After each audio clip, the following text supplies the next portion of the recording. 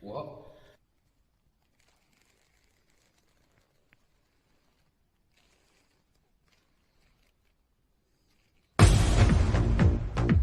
Oh.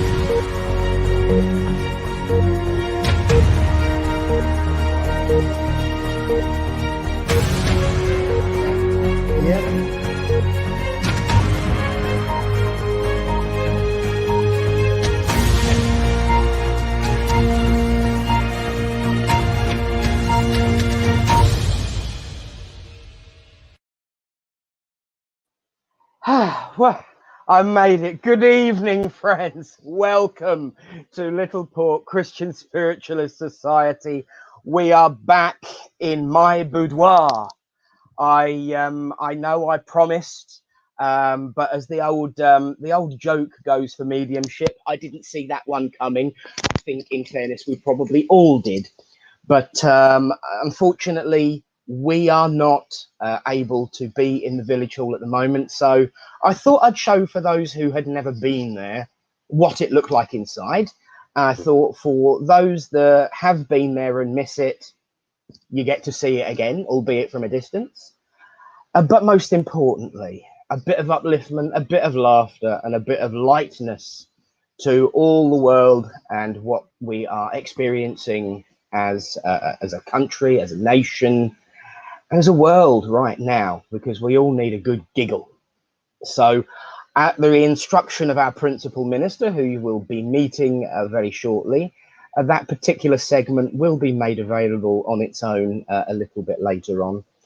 But most importantly, welcome back, everyone. 34 dates, 34 weeks, 34 services, and 34 opportunities to prove that life is indeed eternal, and it shall continue.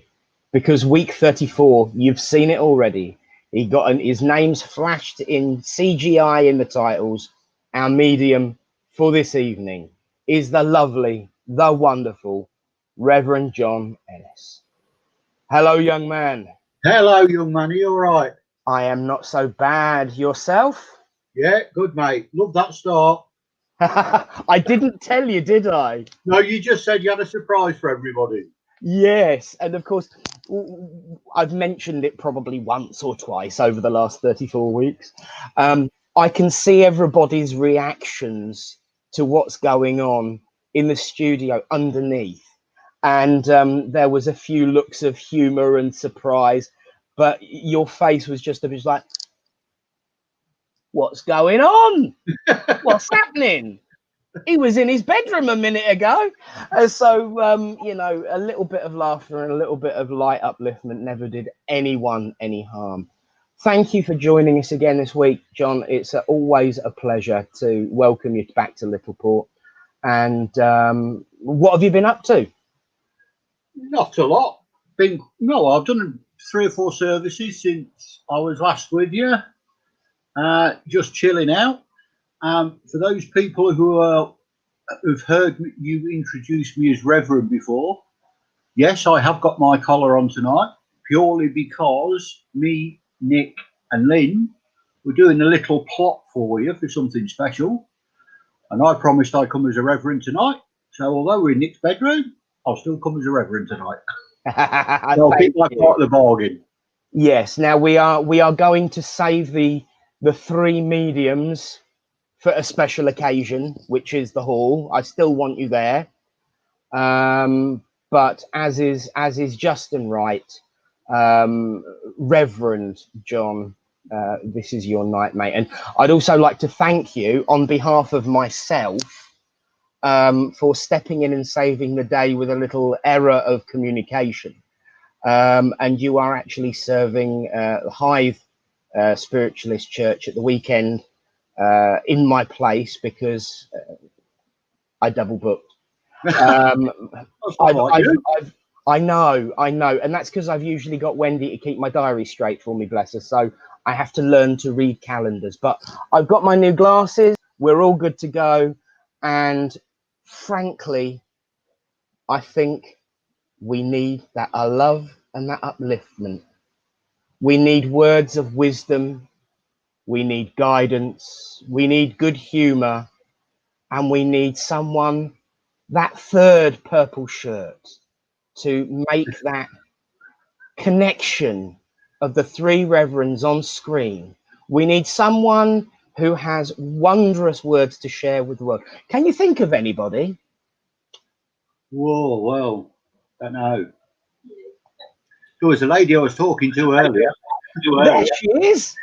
Good evening, Reverend Lynn. Good evening, and God bless you. You can tell I'm in a naughty mood. Yeah, so I shall try and make sure that I don't lower the tone. We're counting on you bringing it up, Lynn. Oh, thank you so much, Reverend John, and I'm so delighted actually to see you wearing your proper attire, because it is very important to actually say to people, particularly those of us who are mediums and healers, that yes, we are spiritualists, mediums and healers. We are also ordained ministers of our church. And it doesn't mean to say that we're, so-called holy Joes, but it does say to people that we have a religious element to our work that we want to make sure that people understand. Because you can be, as you everybody knows, you can be a medium and a healer, and you needn't be at all religious in the ordinary sense of the word. But I think because we are a religious organisation, that those of us who have been ordained are really responsible to the higher beings and to the Almighty to actually say, well, in a way, well, this is who we are and this is what we are, and not be almost ashamed to say that we believe in God, we believe in love and light and truth in a very positive way, and that we want to spread this word of ours to as many people as we can. And I think, by wearing something that singles us out, perhaps as people of that ilk of a calling, we can be called upon. You can't go up to any stranger in the street and ask them to help you if you're in trouble, if you're, say your a loved one is passing and you need someone of a religious variety, like a priest, to come and attend and perhaps say those prayers and give comfort, and unless that's what they can do. And by wearing the clothes that we wear, we could actually ostensibly be stopped anywhere and asked to give service to somebody who is in extreme distress, who wants somebody there with them who can offer prayers, who can calm a situation down, you know, who can do all the things that we would be expected to do. And similarly, you know, in the olden days, you know, the monasteries and the convents used to fulfill those requirements, needs as well, because people could go to their local monkery or nunnery and ask to speak to somebody there. And in fact, the monks and the nuns used to manage rather well, because people, when they could afford, they would give something in return for those prayers and that spiritual help and guidance, and that would help them to keep going. But it would also be giving comfort and respite to those who went to ask for their help. So I think that, you know, wearing these garments is a way of saying to people, well, you know, you can ask me about anything of a spiritual nature, and you can ask me for prayers, you can ask me to help you in a spiritual way, and I'll be able to do that. I'm not saying that people who do not wear these garments can't do it, but it's just a way of letting other people know what we're about, I think. So there you are, John. Yeah, my 2 pennyworth for you. But I think, you know, and to see you as you are is inspiring. And that's the other thing, you know, is to hopefully inspire other people to walk the same path as us. But, you know, I've been watching the television. I got hooked on a series called Ghosts. Every episode, I was riveted. Why? Because they must have done a great deal of research.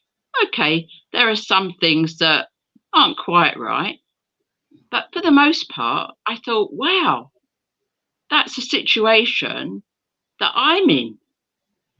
You know, I'm in that situation. They must have spoken to mediums like ourselves to get that input so that they could write so tellingly about a situation where a young couple, a man and a woman, inherit a stately pile which is dilapidated and decrepit, also haunted. And the woman of the partnership has an accident, and when she comes to out of her coma, and we all understand about those kinds of situations, she can suddenly see people who are in the spirit dimension. And of course, she's terrified of that at first. But then she learns to live with them all. They're all in this house.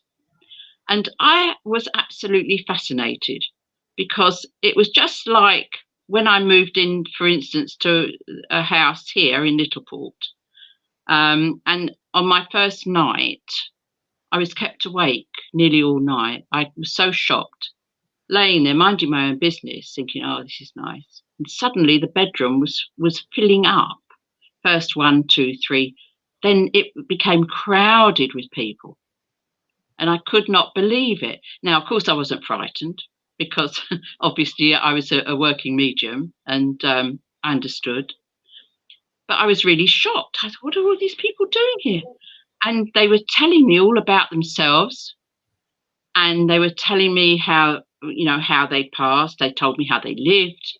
And it was quite amazing. And it was so similar to the scenario that I was watching on television. I was absolutely riveted. And the thing is that, of course, that most people that are watching that show will think it's, you know, total, you know, fiction and fabrication. But what I can say to them is that it's actually a fact of life for those of us who work as mediums. And by work, I'm talking about the discipline of mediumship. I'm not talking about whether we get paid for it or not, because most of us don't, or we get very little. You'll never see a really rich medium if they're any good anyway. You know, and even the great Doris Stokes, you know, she made a modest living even so, and she was, fully booked in theatres and so on. And she did make a living from it. But that wasn't her primary objective at all. And most of us do not have that as a primary objective. And, the thing is that we live with all these people around us. And it was just wonderful. And the people that I met in my bedroom that night, I've never forgotten. And everything they told me about, which some of them I hardly believed. One man told me he'd been hung down the road. And I thought, no. And they were telling me, well, of course, I found out about the Littleport riots. 5 men were hung, and other people suffered all sorts of things in this village. And it was all true, what they told me. And, of course, as it would have been. And so when I watched this programme, I can thoroughly recommend it. Kathy thought it was a bit soppy, but but then she would. But I was saying to her, well, this is really, I think it's sort of more like my experience of life than anything I've ever seen. So there we are. So I recommend that program. I don't usually recommend, programs, but this thing, Ghosts, was most interesting. And the thing is this, that it has this lightness, it has intrigue, and all those things that I was talking about when we speak to people in the spirit world and they've had their lives down here and they can tell you about them. And the weird thing is this, yes, what I wanted to mention to you was this, that in this depiction, the characters that are portrayed are as they were when they passed away, when they went to spirit. So you've got people who were buried in a plague pit, who'd got all these sort of boils and nasties all over them, the plague. You get a scoutmaster who was shot with an arrow by one of his charges, still with this sort of arrow stuck through his neck, and someone who'd been beheaded, who was always missing his head, and so on and so forth. But of course, and one poor woman who every night was pushed out of the same window to her death, as it was. But the thing is this, that when we see people, they tell us how they pass, but then that goes. And we see them fresh, invigorated, full of new life. And so that's the only thing that I would say that should be seen as poetic license by the writers, that they've left these people in spirit looking as they did when they passed over. But the fact is that when we see people who are in the world of spirit, who have passed from this life to the next, they look wonderful. And that is something that we can reassure people about. Unlike the cast of Ghost, depicting people as if they are sort of stuck in their passing condition, we can tell people that those they love who have gone on to that world of spirit will not look like they did the moment they passed away. However they passed, they will come back looking as fresh, as they would like you to remember them as they were in life, if they were in good physical shape, that is, when they were in life. The other thing is that if people weren't in the so-called good physical shape when they were down here, when they pass over to that world of spirit, our spirits are perfect templates. Okay, our self is knitted around a template of light, and it's our physical that lets us down, never our spirit template. Our spirit template is always perfect. You see, an archetypal human being, male, female, or anything in between. And that is a perfect template that we are expected to, our physicality grows around it, is knitted around us. As it says, God knits us in the womb. And sometimes a stitch or two is dropped. So when we've been down here, we've been subject to all sorts of difficulties with the physical, where as soon as we go to that world of spirit, we are perfect again. So those who couldn't walk, who couldn't talk, who couldn't hear, all those difficulties that human beings may have had disappear, and perfection is the bonus, if you like.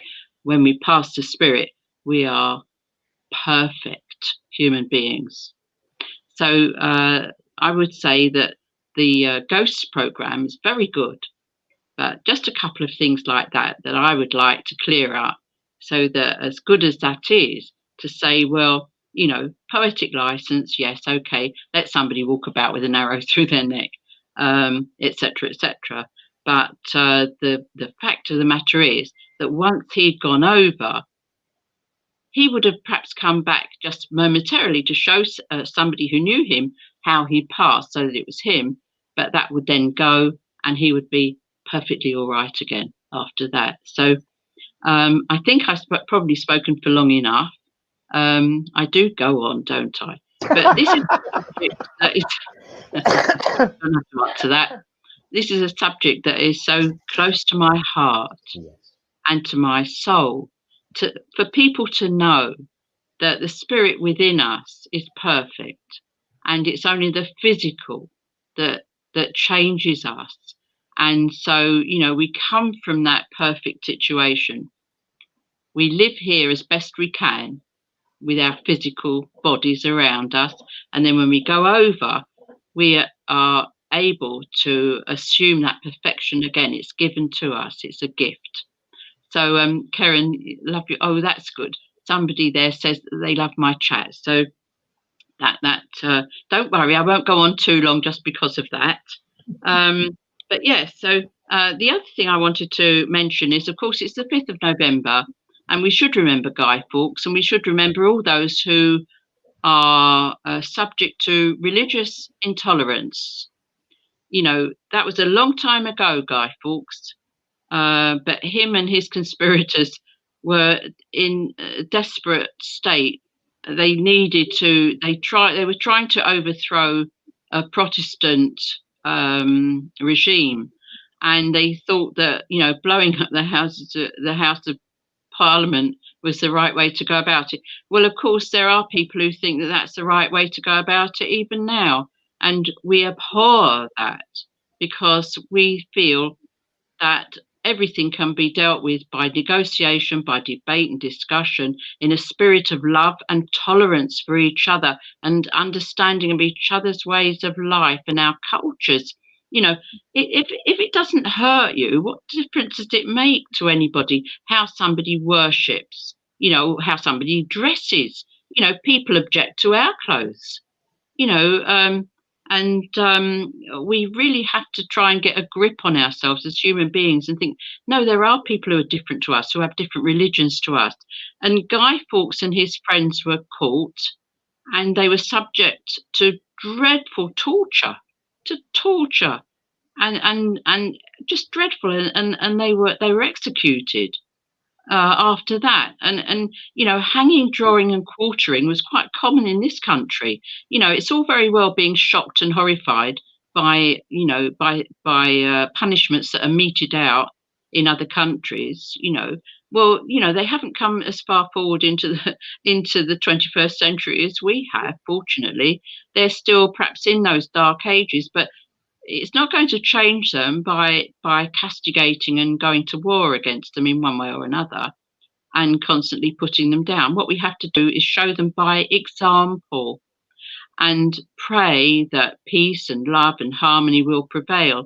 And, you know, when we think about Guy Fawkes and all the people that he represented who were actually Catholics, you know, we have to say that at least now the Catholics and Protestants in this country at least live side by side, and only wish for the sake of those people who were so cruelly put to death and so driven to do what they did, could see the progress that we've made. And I would like to say that I feel that we have got progress, And certainly spiritualism itself, which is what we adhere to, actually is sort of like an umbrella of peace and love and light that could embrace the whole world. And you can be anything you like and still be a spiritualist, because all we need to be spiritualist is to believe that there is life after this life, that everybody, that we are all here born to do our best, to learn our lessons, and to go on to that world of spirit where we will be welcomed by our loved ones, by our friends, and indeed by people like Guy Fawkes, I'm sure, and his friends who are over there. And I hope they're listening to me tonight, because while we don't agree with their methodology, we do understand their distress and what drove them to that situation. Although we disagree with the practice, we do have great sympathy for the way in which they were tortured and killed thereafter. And this was a swings and roundabouts thing too. First, it was the Protestants killing the Catholics, and it was the Catholics killing the Protestants, the Catholics and the Protestants killing the Jews, and then the Christians killing the Muslims and the Jews, Christians of all varieties killing the Christians and killing the Muslims and the Jews and anybody else that they didn't agree with. So really and truly, I think that we hold out that light of knowledge that there is only one God Almighty, that we are all one family, we are all one race, we are all the human race, and our religion and our religious knowledge, our spiritualist knowledge and faith would actually help everybody to understand the next person. So I'll say God bless to you. I hope I haven't spoken too long. And don't forget, I really do like this ghost show. So if you want to already, and I love the names of some of them. I thought, who is Lolly Adefope? I thought, yes, she's one of the actors, and she's wonderful. Such talented acting as well. And we ought to commend Charlotte Ritchie as Alison and Keel Smith Bino, I think his name is, bless him. Anyway, it was wonderful. And I just watched the last episode I actually watched was where they held a wedding in their stately home that had been done up a bit, and it turned out to be between two women, and that is something which of course is after my own heart. So on the subject of how we should all tolerate everybody else as long as they're not hurting anybody, and as Jackie Mason, that well-known Jewish comedian who's often accused of all sorts, he said, why should two people of the same sex getting married threaten me and my wife? What threat is it to my marriage? So I'll leave you with that happy thought. So blame ghosts for it if you like. God bless you. Thank you so much, Lynn. And I have to admit, my favourite so far is the episode where they celebrate the solstice, when the Neanderthal man wants to look at the moon. Oh, the Moonar. Yes, the Moonar. Yeah. Well, that inspired me. If anybody has got Facebook, look on my Facebook, because I did a little good morning with the moon. I think it was yesterday morning. The days and nights blur,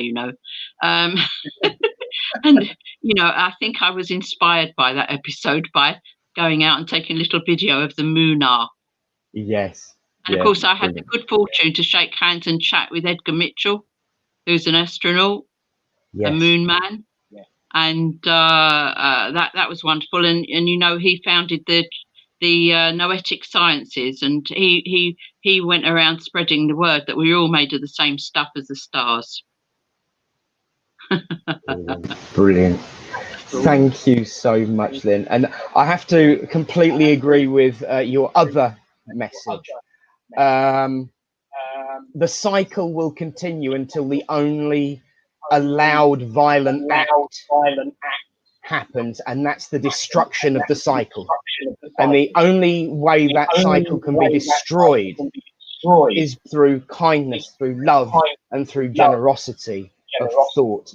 And I am reminded at this time that many people use the phrase an eye for an eye and a tooth for a tooth, and using that as some kind of Christian doctrine, when in actual fact, if they read what it says before that phrase, it says, you have heard it said, an eye for an eye and a tooth for a tooth. But I tell you, this is wrong. So, thank you for reminding us of that, Lynn, and thank you for giving us the upliftment and the recommendation to watch Ghost. There's been a few comments, as always, lots and lots of support and thank yous for your kind words, your wonderful words, your beautiful words. Some recommendations of other programs. Michael Swindles has suggested watching Sense8 for the similarities in connection. Yes, Michael, I'm sure that's the only reason you recommend watching it. I have seen it too. I'm a fan of Joe Straczynski's work. But yes, it is actually a very good program. And in actual fact, there's a lot of good things. I was watching one of these programs that I usually really shy away from last night, where they have someone going around ghost hunting, and it started out and I was getting more and more grumpy, but at the end, the things they said, the things they did, the way they put it was absolutely brilliant, spot on, A1. About sending people to the light with love, but evil spirits, they're just wound up and miserable and need a bit of attention. So it really is wonderful the way things are going. And with the humour of ghosts, I think everyone's in for a winner. So, Lynn, thank you so very much. And of course, we will have you back later for the final word. And I didn't mute you, so you're allowed to speak. Well, God bless you, Nick. Thank you so much, and you, John. And I'm looking forward very much, Reverend John, to hearing your communication tonight. Thank you for serving us. Pleasure, Lynn. Pleasure. See you soon, babe. Well, sir, now is the time in our service where we invite another reverend. In actual fact, I see two other reverends to join us onto the platform, literally onto this. I'm keeping the pictures a little bit small during the beginning of the service, so it looks like we're in the hall. I'm even on the proper side. And in actual fact, front row in front of me is a couple of people that would usually be front row in front of me, as my position is right here. Welcome onto the platform for our reading. It's Reverend Alan and Reverend Penny. Good evening, everyone. Hello. How are you? Yeah, fine. We're all now, good. before you start, Yes. and I do mean before you start the reading, I rang you the other day and sang to you.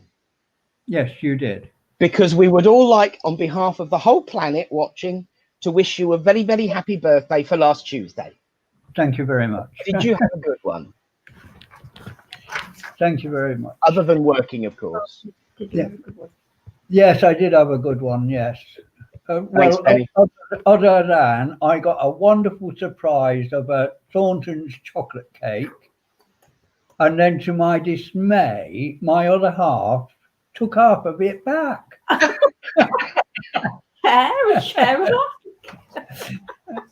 As I said when I heard this story before, that's called payback for previous indiscretions with Terry's chocolate orange pieces in a raffle. Oh, yes. And I've never let him forget it. I have never. None of us have ever let him forget that one, bless him. When you win a prize in a raffle to give to your wife, you don't eat it all on the way home and hide it in the car. And your mother really gives me grief. Over it. She does. Anyway, we digress. Oh, yes. Thank you, Reverend Lynn, for your wonderful words as usual. They're very inspirational, and I'm sure they make like other people like me kind of stop and think. So thank you for that. Tonight's reading is called Most Beautiful Things. It was penned on the 14th of the 8th, 2013 by May Stein. Judge not each day by the harvest you reap, or the things you want that you cannot keep. Judge not your days by the remarks you rant, but judge every day by the seeds you plant. It's true in all of the choices you leave your prayers to him, not to those who deceive. For Jesus will always give us his best. Leave your many choices on him to rest. Most beautiful things in the world to see, the best things touched wherever they be, whether they are close or whether far apart, all of those things must be felt with the heart. Clouds come floating into my life no longer, as God has made my faith in him stronger.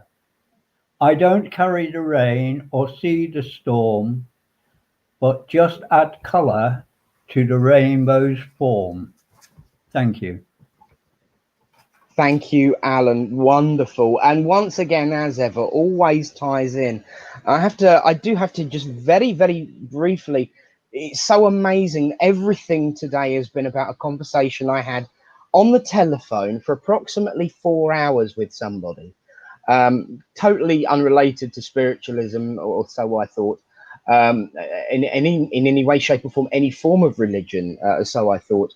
And we got talking because there's lots of gaps in these long conversations on the phone that I have to have when technical things go wrong.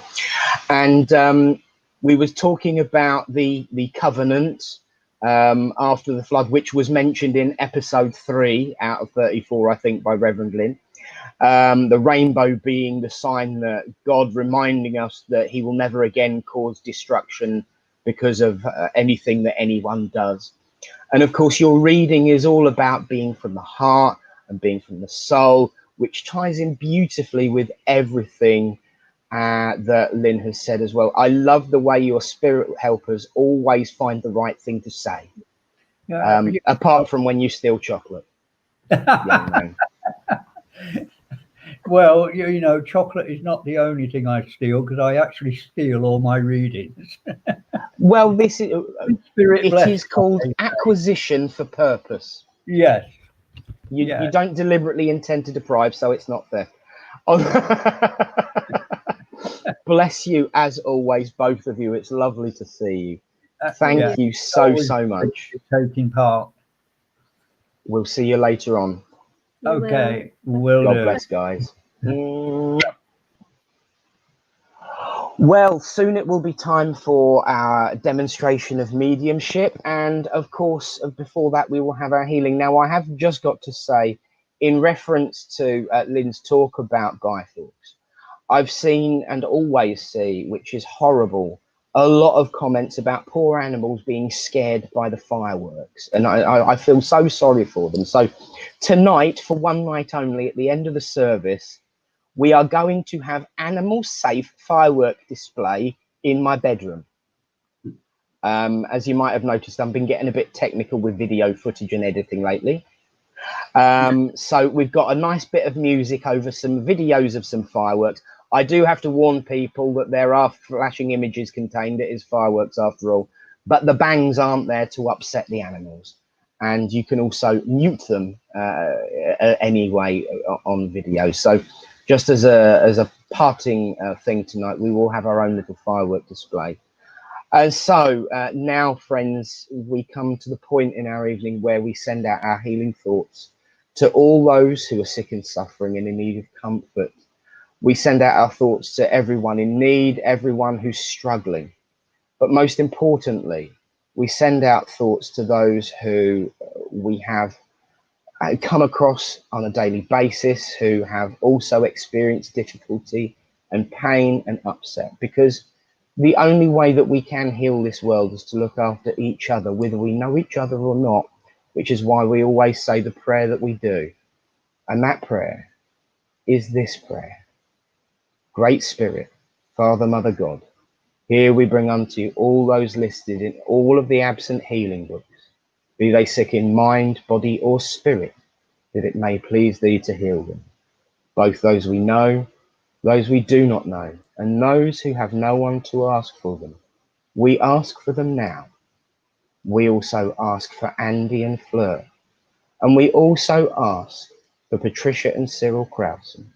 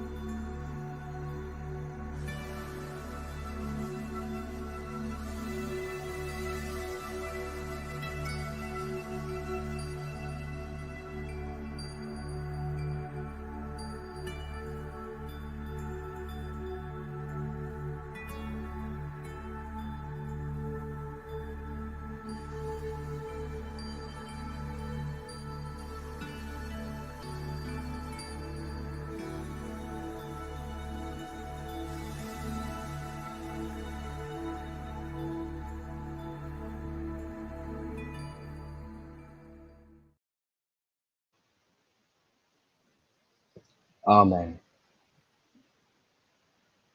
Thank you, friends. Well, now is the time in our service when we throw over the platform to a very, very, very good friend of mine who is a true ambassador for this way of life and works very, very well with his friends in spirit, who are excellent communicators from the other side. So are you ready, dear friend John? Yes, I'm ready, Nick. I'm raring to go, as they say. Good, good, good, good, good. It's a pleasure as always, mate. So thank you. So we're going to ask Leanne to join us. Leanne, are you there? Hello. Hello, Leanne. Thank you for coming up. How are you? I'm good, thank you. How are you? Fantastic, fantastic. Well, I'm going to leave you two to it, and I'll see you both very, very soon. Hello, Liam. Hello. Right, let's have a look. I have got a gentleman here for you, but I need to bring this lady in for you first. And as this lady comes in, she just wants to put her arms around you and just give you a big cuddle. And she wants you to know that everything's going to be all right. And she's telling me that she loves you to bits. Now, I don't know if it's this lady or if it's another lady in spirit. Would you understand a lady who had problems sitting down? Purely because she's brought a rubber ring in and put it on the chair and asked me to sit on it. Okay. So I know there's a lady in spirit who had a lot of problems prior to her passing sitting down. But she's saying she used to disguise it, make it look like a cushion so nobody would know. But she didn't want people taking the mickey out of her. But as the ladies are coming in, what they're also saying is as well that you thought there was people around you who, can I say, have two faces. But what they're saying is the people who are around you now are all the right people. And what you see is actually what you get. But they're saying, yes, you were right. You didn't want to be proven right, but you were right. And what the two ladies are saying as well is they're saying it's not your fault. So you said you're still a good view of you've still got the ability to pick the right people just on the first glance. So stop doubting yourself. You don't have to sit there and interrogate everybody before you start bringing them in close to you. Also, as well, the ladies are making me very, very aware of, I'm going to say it's with you, an issue around your left hip or lower back on the left-hand side. They're just saying it's just a niggle, but if it does get worse, then by all means go to the doctors. But they're saying it's nothing serious. And then they're saying as well, they're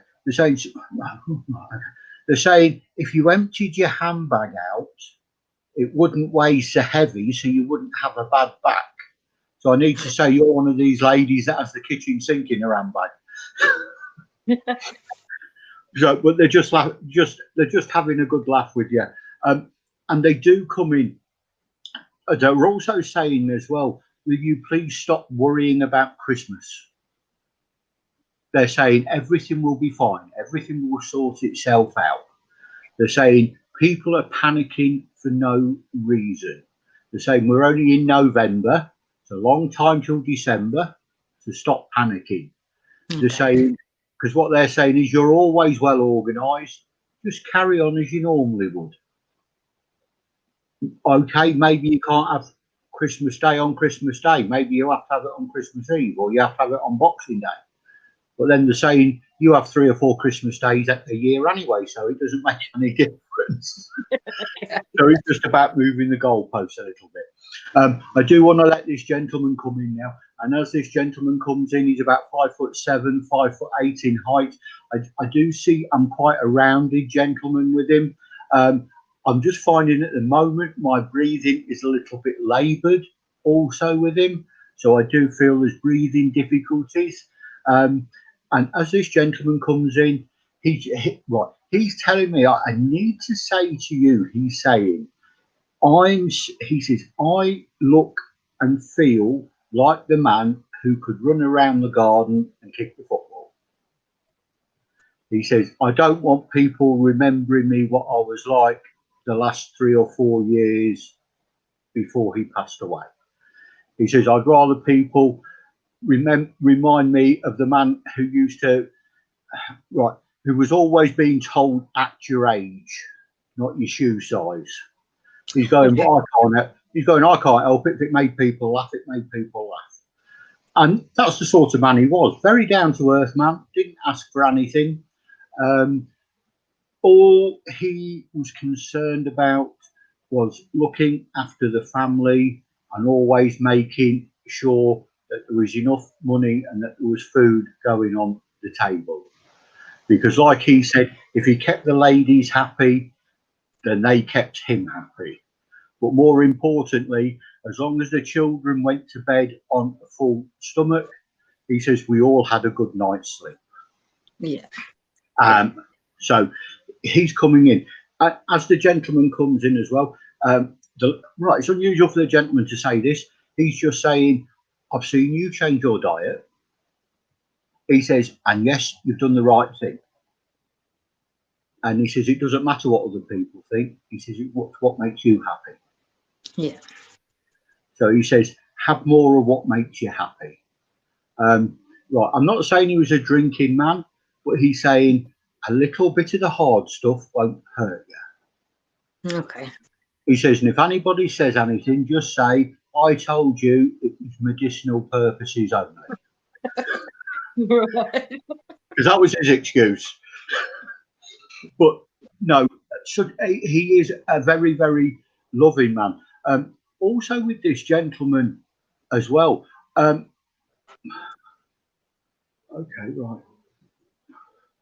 right. He's showing me that he made somebody can't remember what you call them. Carts, you know, the carts that we used to make out of dolls, pram wheels and old crates that we nicked from the corner shop. Carts. He's showing me he used to help the boys make them, but he's also showing me as well that he tried to turn his hand to making a doll's pram. But he's saying without a great deal of success at times. But what he's saying is as well,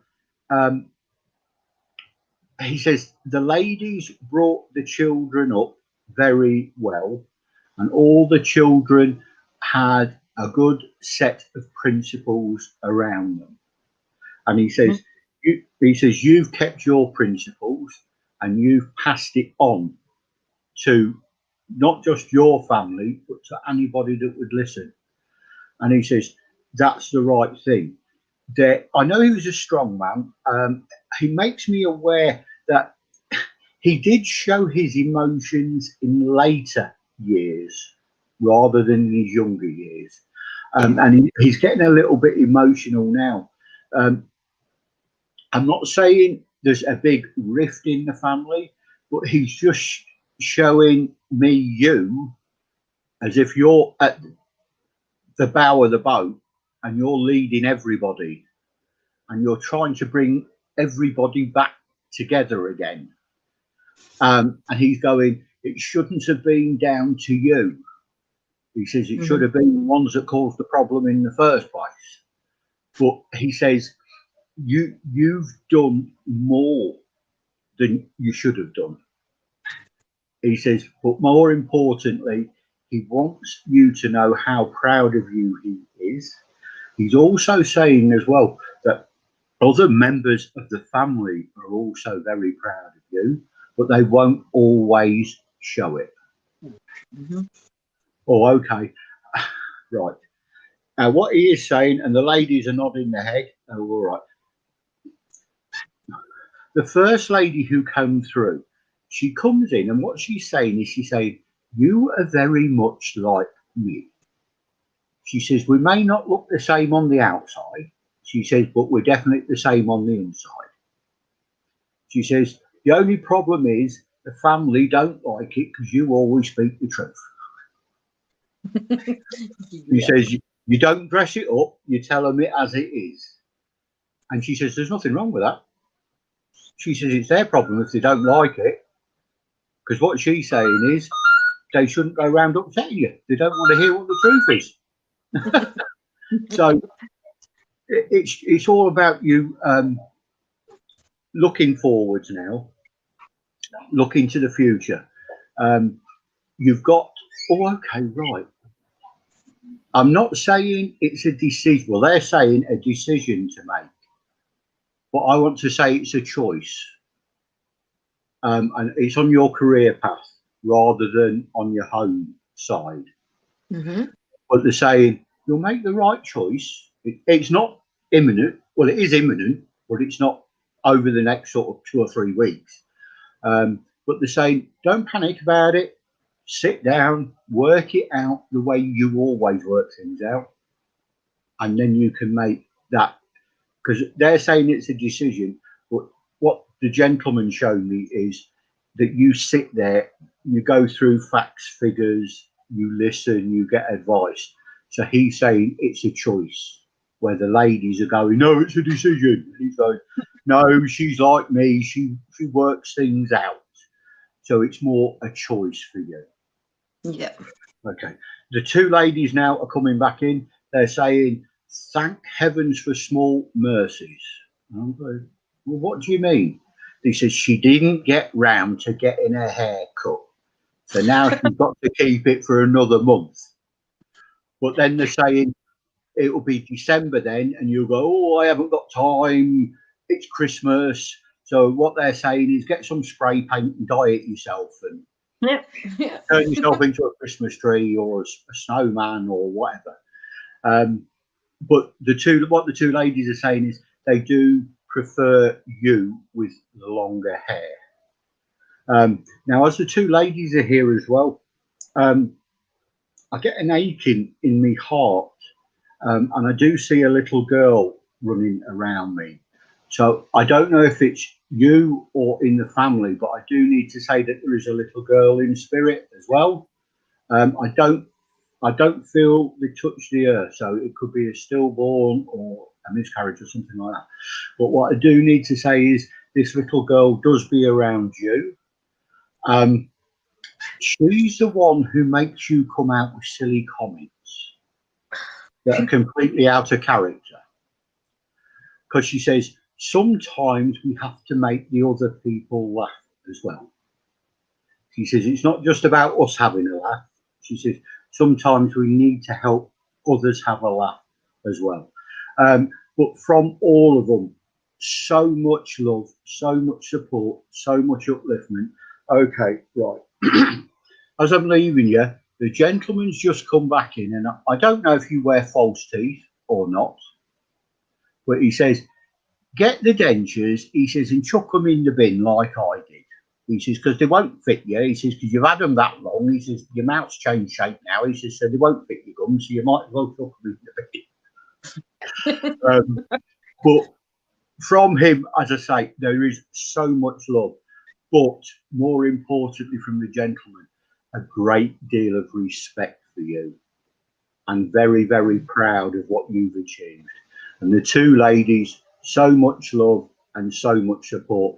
They're saying it's too late for you to make the Christmas cake. You should have started it in September, not November. So I'm going to leave all their love with you and hope that was all right for you, Leanne. Great. Thank you.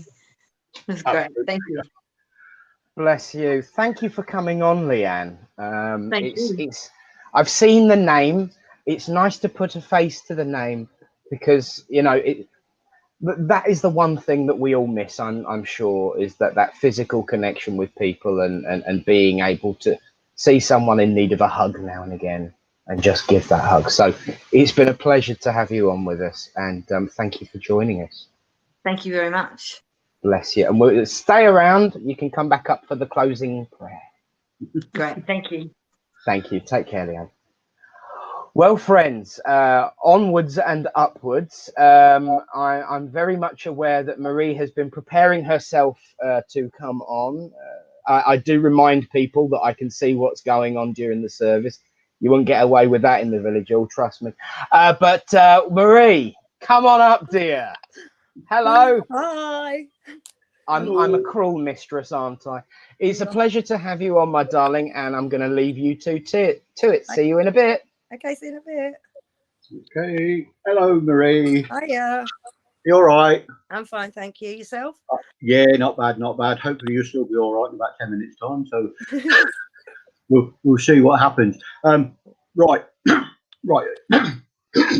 Sorry. I've got to let this man come in, because if I don't let him come in first, I'm not going to be able to talk. And that's why I'm coughing and spluttering, because I know that this gentleman had quite a chesty cough before he passed the spirit. And he's just telling me, he's going, it was hard. He's making me very aware that he passed the spirit quite quickly and quite unexpectedly, because he's telling me not everybody could get there and people were feeling guilty because they couldn't say the goodbyes. He says they didn't need to be there to say the goodbyes. He says everybody said the goodbyes in their own way. Okay. And he appreciated that more than having people stood around him watching him go. He says because people, even if it was only 30 seconds, they took out of their life just to think of him and have a little chat with him. Because he says, I heard everybody's messages. He's also telling me as well, and I don't know if you will understand this or if you can check, but he's telling me as well that he found all the messages in his jacket pocket in the coffin. So I want to say people put just a little message, maybe just one word or something to remind them of him. And he says he read all of those as well. And he as he comes in now, he comes in very, very close. He's very, very strong. He's right. These are his words. He's telling me he's very outspoken, but he's also telling me that he was very polite when he had to be. But he says that wasn't that often. But why he's here with you, he's saying just slow down. He says you can't do everything at once. He's going a little bit at a time. Also, he's saying you're running around looking after everybody else all the time. He says, and then you get home 7, 8 o'clock at night and you think, oh, I better do this and I better do that. And 10 o'clock, oh, I've had nothing to eat all day. Oh, I'm going to bed. But then the trouble is you go to bed and your mind's going at 90 miles an hour. So in the end, you get it back up again. So he says, you can't always survive on 3 or 4 hours sleep. But more importantly, he says, you need to put fuel in your tank. So he's saying you need to eat properly. They don't have to be big meals, but as long as you're eating properly. He says he understands you've got a busy lifestyle, so sometimes you do eat on the go. He says just try and make a little bit more time for you. Right, I'm going to bring this lady in now. Now, as this lady comes in, there's two ladies, in fact. And the first lady, as she comes in, I get a condition in the stomach with this lady. And I do feel I've got like a reflux type condition and heartburn with her, purely because she brought out a packet of Rennies. So I know going back, they were the only sort of things that you could get for heartburn and digestive problems. The second lady who comes in, she's not as tall. She's only about 5'3", 5'4".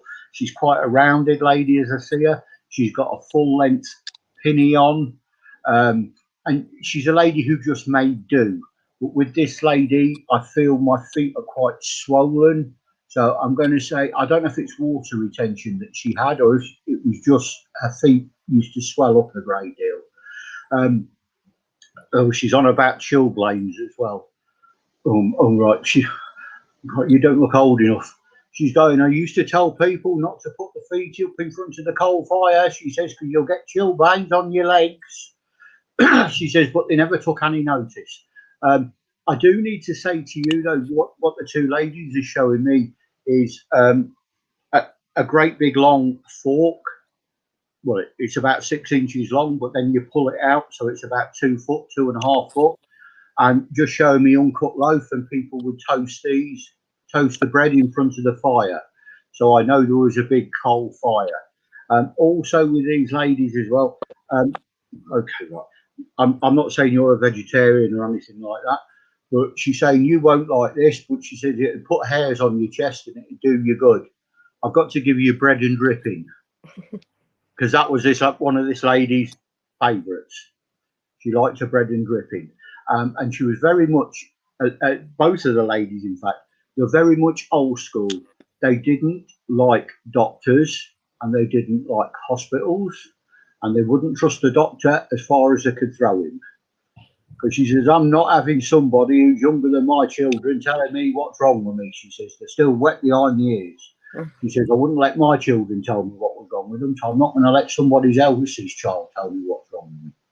So I know you're very old-fashioned, but the two ladies are coming in, and what they're saying is that in a lot of respects, you can be quite old-fashioned in your ways. They said, for somebody so young, you sort of look back and go, was I like that? I don't remember being like that. And you sometimes think, hang on, I'm sounding like people I said I'd never want to be like. But you sort of look at the youngsters with the mobile phones and go, well, I never had a mobile phone, so why are they glued to it now? Why can't they play your puzzles and notebooks? All right, she's just going, they should be thankful with a Game Boy or a Space Invaders, rather than, oh, we've got to have an Xbox, or we've got to have a PlayStation, or we've got to have a computer. She says they spend too much time in front of the telly. They should be outside getting some fresh air. I'm not saying you used to get in trouble, but they're saying let the policeman come round and clip them round the ear hole. They won't kick a ball against the window then. So she says we never had trouble like that in our day. But what the ladies are coming in for as well now, they're saying you've been using the excuse of the lockdowns not to improve yourself, and they're on about on your career path, because they're saying yes, you can go higher, and yes, you can do better. They're saying the only trouble is you don't always trust yourself, and you don't always believe in yourself. And they're saying you should. They're also saying as well, there's a couple of gentlemen who are around you, and I've got to say 3 or 4 ladies, who you think are just being kind to you by saying, yes, you are clever. Yes, you can achieve this. Yes, you can do that. She said, no, they're not being kind. They're telling you the truth. They can see the potential that you've got. So they're saying, use what little time you have spare between now and the end of the year to actually decide what you want to do and where you want to go. He said, if there's studying involved, There's studying involved, but you will pass it. I'm not going to tell you what to do, but because you're still a young lady and you've got free will, so it's your choice. What I will say is I do see you in a proper profession. And I think you know what I'm talking about. But I can't give you the other clue because otherwise you'll know straight away what it is. But all I'll say is, right, I don't know if you were on at the start, but when Lynn seen me as a reverend tonight, she gave something about be proud of what you wear and be proud of what you're doing. And as I'm saying, you be a professional lady, listen to Lynn's words, because you need to make sure you've got it on and be proud of who you are and be proud of where you're going. And don't hide away, because there is so much love. You are going to be a big asset to a lot of people. But there is a great deal of strength and a great deal of love and a great deal of support. I don't normally do this. I just need to come in very, very quickly. I don't know if this is family or if it's friends. Would you understand somebody that was involved in an accident with a scooter? No. I want to say a motor scooter rather than a motorbike. Oh, yeah, one of my friends. Right. What they're saying is, if I said to you, would you understand that you took a lot of satisfaction about hearing what other people did for her at the time of the accident or after the accident? Just think about it, because why they're showing me that is they're saying that could be you, not in an accident. You'll be the person who's getting talked about by others because of your attitude and the way you can help people and how you can help move people on. But there's so much love, so much strength, so much support. And yes, they are still open. So if the headaches carry on, please go and get your eyes tested, or else wear your glasses all the time, not just when nobody. And I'm going to leave all their love and support with you, Maria. That's all right. Okay, lovely. Thank you. You're right, Maria. Yeah, fine. Thank you. Thank you for coming on, my love. Absolutely good to see you. And it was grossly unfair of that lady beside you not to remind you that I can see everything that's going on, so we can blame her. Oi, oi. How you doing, Stace? All the better for seeing you, Nick. All the better for seeing you. Bless you, bless you. Well, you two have a jolly good rest of your night and a good old giggle. Pardon? Are they sisters? No. No. Friends. Spiritual sisters. Oh, I'm going to say. Spiritual sisters. Spiritual sisters. We are all family under the world of spirit, after all. So let me just get it so that I can actually properly see. There you go. That's better. Yeah. There we are. Isn't that much nicer? Well, it's good to see both, in actual fact. Thanks. So thank you for prodding and poking me, Stacey, for getting the link through. What you didn't realise, of course, is that it was going to be this week, which worked out exactly perfectly. So wonderful. Lovely to see you. And do stay around for the closing prayer if you wish. We will. Okay, thanks. And the animal-friendly fireworks. Oh, yeah. Bless you. See you soon, guys. Okay, bye. Bye. Well, it's that time. Now, everyone pokes fun about the technical wizardry of Nick, but what you don't realise sometimes is that occasionally things go hideously wrong. It's all about being sneaky and stiff upper lip and working closely behind the scenes to keep things flowing. And today is no exception, but stepping up a notch on the list, we've had somebody come in at exceptionally short notice to come and have a message. But of course, Therefore, they do deserve what is known as a special prize. And of course, in order to have a special prize, we need to make sure it's a special prize. And look, you've got your own fan base now, Hannah. We've got a bit of bully. Where is Hannah? Everybody's asking after you. So come on up, ladies and bull. Are you there?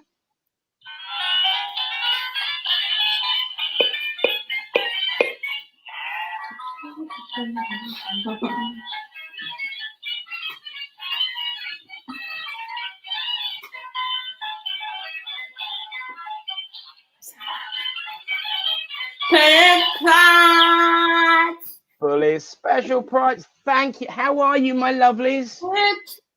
Good, good, good. Did you enjoy my little video at the beginning? It was brilliant.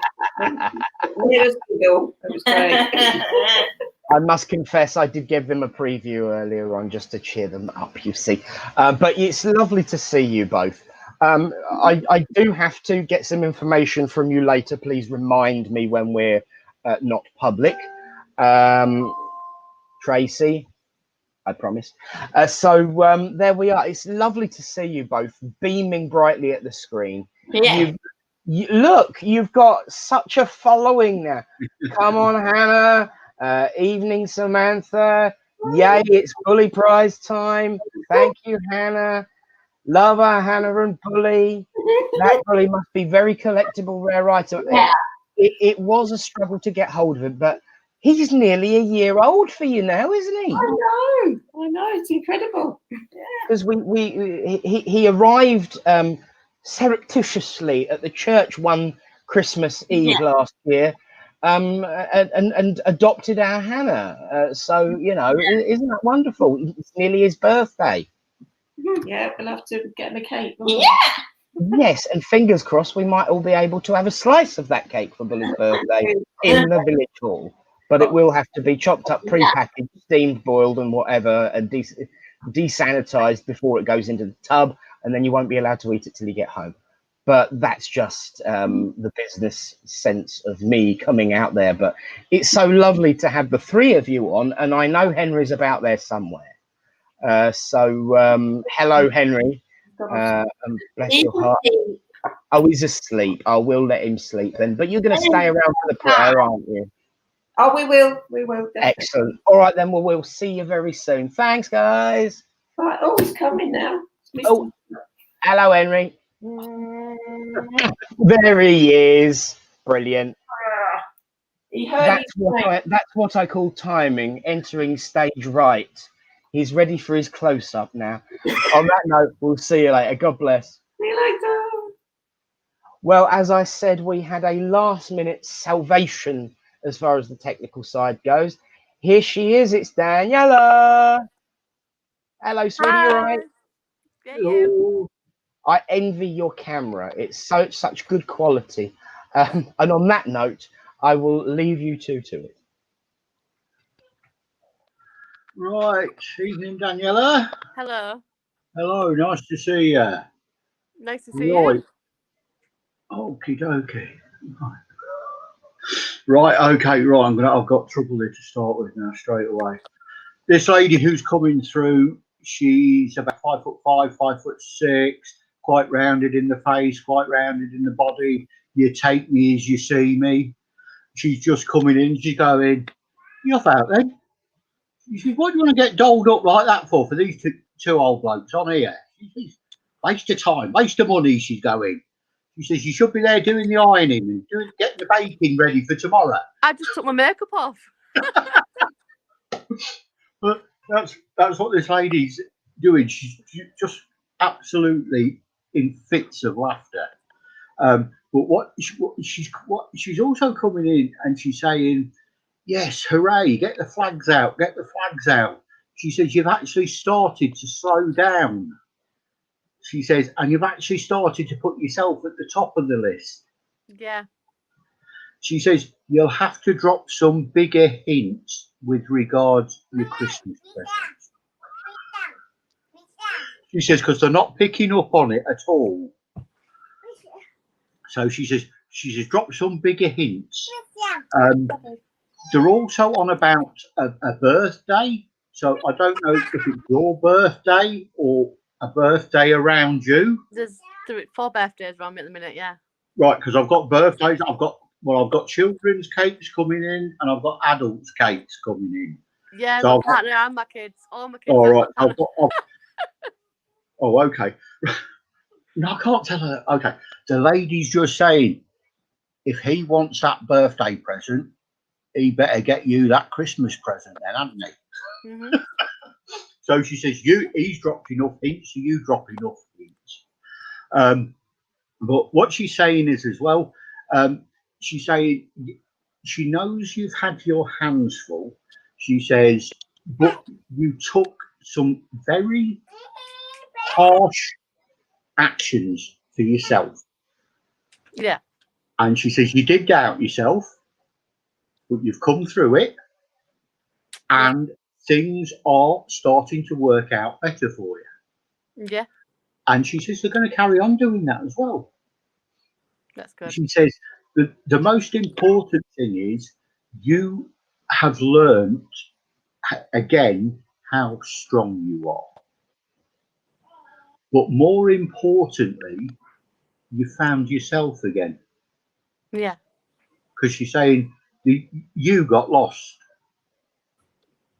You were like a mum, a doctor, a nurse, a carer. You were everything, yeah, but you weren't you. She says, but now you found yourself again. Yeah. And she just comes in. She's just so proud of you. Okay. She's on about a daughter.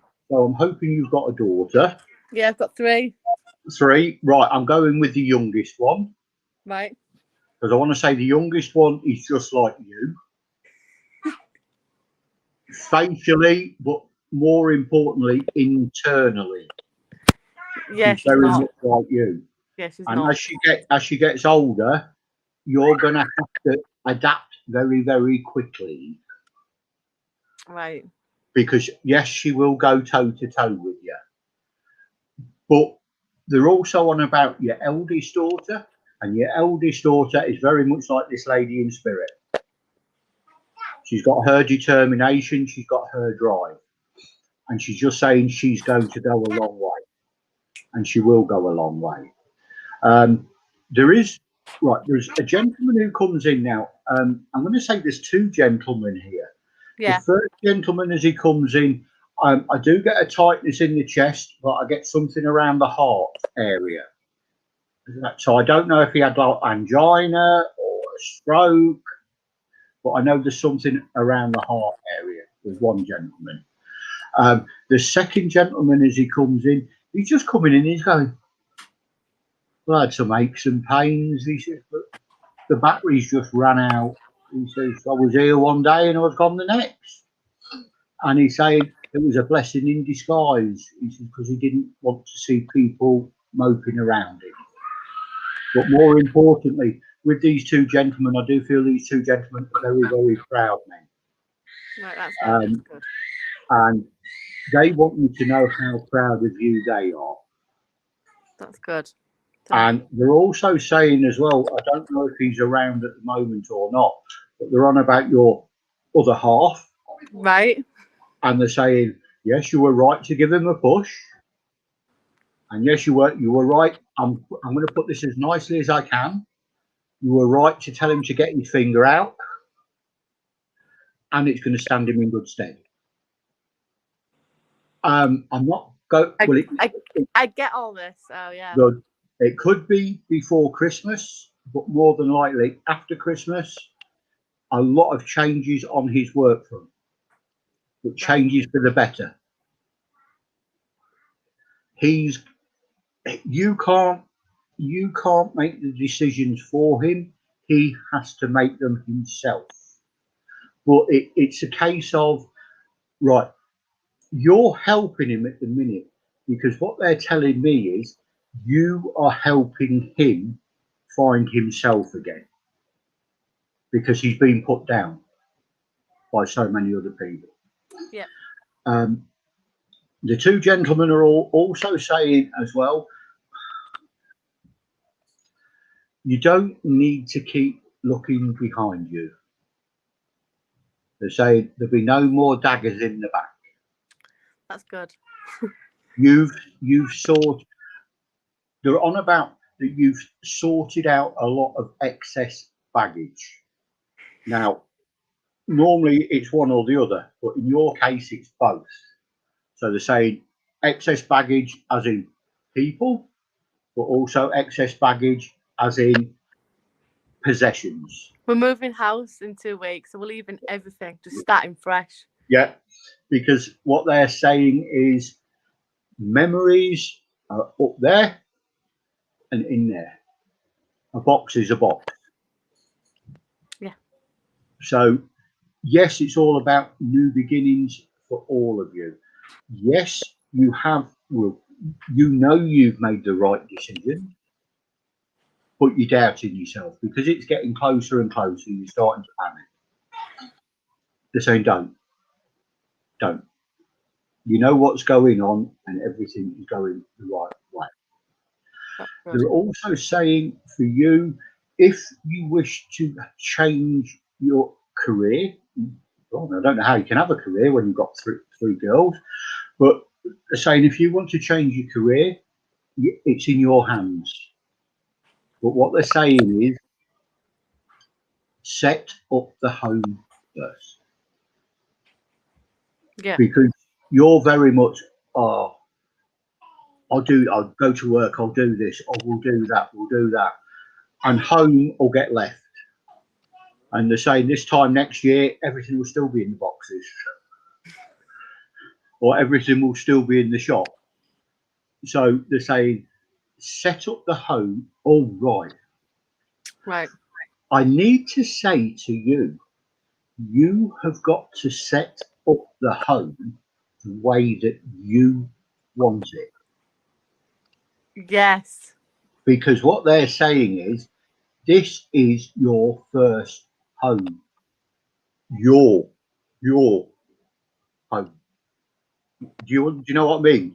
Yeah, because my house now is not the way I want it, and I've never decorated it in 5 years I've lived here because I don't like the house. Yeah. And what they're saying is, this is yours. It's yours. You're in control. Yeah. You know where you're going. You know what you've got. You're happy with what you've got. You're happy with the neighbours. You're happy with the name of the street. You're happy what colour the bricks are. And you're even happy what colour the roof is. The street sounds posh, that's why. So this is why they're saying, sort the inside out first. Have it the way you want it. Yeah. Okay, right. You might have, I don't know which daughter they're on about here, but right. one of them wants pink walls. Oh yes. Oh, don't. Yeah. Well, that's an option you can have with your daughter. I'm not getting involved in that. She even wants a pink living room. I'm like, you can't have a pink living room. No, you'll have to have a fight over at the bedroom. Right. Who wants to go swimming with dolphins? Oh, I think that could be my sister. Right. That could happen next year. But they need to sort out their finances first. Right. Yeah. Because if it's your sister, I'm going to say your sister isn't like you. No. No. If I haven't got the money, I can't have it. Your sister goes, I'll have it and I'll sort the money out afterwards. So you're chalk and cheese, the pair of you. So much to look forward to, so much. There's so much love coming to you. Finally. Yeah, there is. There's so much love. There's so much support. And there's so much strength. Right, thank you. The issues in your tummy, one is because you're not eating properly. And two, you're getting somebody else's labour pain. My friend just had a baby, actually. Right. You've been getting her pains. So that will explain why you had some crippling pains about 5 or 6 weeks ago. and suddenly they've disappeared. Right. But you still get a little griping pain every now and then that you just need to watch your diet. But I know you've got a lot on, but most importantly, you're putting yourself first. I don't know where you live, but the gentleman who's just joined us on screen, he will be a very good mentor to you should you take that pathway when you're ready. You know what I mean? Yeah. Yeah.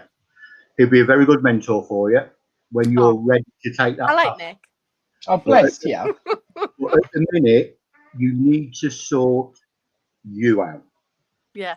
Sort out the home. When the home's sorted and you've had the chucking tins of paint around all the walls with your daughter because she wants pink and you don't, get that sorted. You can then think about your career path, and then your new mentor will be sat there waiting for you. When the time Thank comes. you. And I'll leave all that with you, Daniel, if that was all right. Yeah, that was fine. That was perfect. Thank you. Okay, pleasure. Bless you, mate. Well done. Daniela, good to see you again. Yeah. I know. I was like last minute. I just got out of the bath and I thought, oh my god, no. Bless you. It's the wonders of technology, and I always find the spirit, and even if I don't know, and I usually don't know, spirit does. And it was definitely the most important thing that you got out of the bath at the right time. Yeah, and John got it right. I've been doing therapy. My therapy is all about me and making sure I'm back to me and everything. So he wouldn't know that. So it's amazing. It is spirit come through and work. It's magic. And like I always say to Nick, all I do is pass the messages on. Yeah. Of course, you'll be finding out all about that soon by the sounds of it. So I'll be more than happy to help with anything you need, my love. Always. Right, thank you. Well, do stay around because we're gonna have a chat with Lynn, and then we were going to have our closing prayer, and of course the animal safe fireworks display. So thank you for coming on, love, and we'll see you soon. Right, thank you. Well, John, thank you so much for another wonderful evening with your friends and helpers, providing absolute stunning proof that life is indeed eternal, and that really is what it's all about, I know. And it's nice to actually see you properly. For anyone who might have noticed, I have new glasses and I'm not looking at you all boss-eyed behind the reflection for a change. So you know, it's nice to actually see straight for a change. It's about the only thing I do, but that's another story. So let's have Lynn on for the well, she didn't have any naughtiness this week, so I thought it's my turn. Let's have Reverend Lynn back on the platform. Are you there, dear? I am. Yes, you said the magic word, didn't you? Straight. Yeah. I thought, shall I comment on that, or shall I just let it pass away? You know, I'll let it go. I'll let it go. What a wonderful demonstration of mediumship that was. Thank you so much, Reverend John. Absolute pleasure. It's so good to see genuine mediumship, and that, of course, is why we actually started the new Christian Spiritualist Society, to promote that very thing, and in the light of our religious belief. You know, that's the point, that we're not just mediums. If you can be just a medium, I suppose, you know, all mediums are worthy, but it's so much better, I think, to be able to put that spiritual element into it, so that you know, I've spoken to so many people who have had messages from mediums, from their loved ones, you know, dead people who have spoken to them through somebody else who's come along and been the medium for that person, and they actually seem to take it for granted, or that it's just you know, at the worst end of it, it's just some kind of entertaining joke. But it's far from that. And you know, people like you, Reverend John, are carrying a torch, are, you know, waving that banner to say that we are spiritualists. the clue is in the word spiritual. We are of spirit, and to be able to demonstrate that we are all spirit here and now, that we pass to spirit again, that there is a world of spirit, that this is not all there is. The physical life is not all there is, I think is a wonderful, wonderful revelation, which is ongoing. And, it's wonderful to see people like yourself actually continuing to work in that way and prove that. So thank you very much for your time, your effort. And I'm sure that everybody really, really appreciates, the evening that they've had with you tonight. And of course, Reverend Nick, I know that he will agree with me. He has to agree with me, really, doesn't he? Because he only lives around the corner, and I could be round there in a trice, berating. Yes. But I'm just so delighted that this is what we're doing, and our new Christian Spiritualist Society, so named so that people would understand exactly where we are and what we are and what we stand for. And it's so nice to hear our truths being projected out there, and hopefully to do what Jesus himself prayed, that it will be on earth as it is in heaven. On earth and heaven the same. This is what we're trying to do. We just want to bring a heavenly understanding and environment to this earth plane. And if that sounds a bit highfalutin, well, I'm allowed to be. Yes. So absolutely. So I really do think that. And people say these words, don't they? They say the Lord's Prayer without even thinking about what they're actually saying.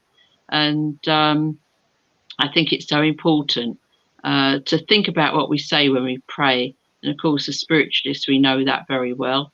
And we also know that our prayers are heard, that our friends on the world of spirit are listening to us, and they will take those messages and asks and supplications that we give, they'll take them to those who get the ear of God himself, and they go up and up and up, and then eventually we trust that they will be heard by the Almighty.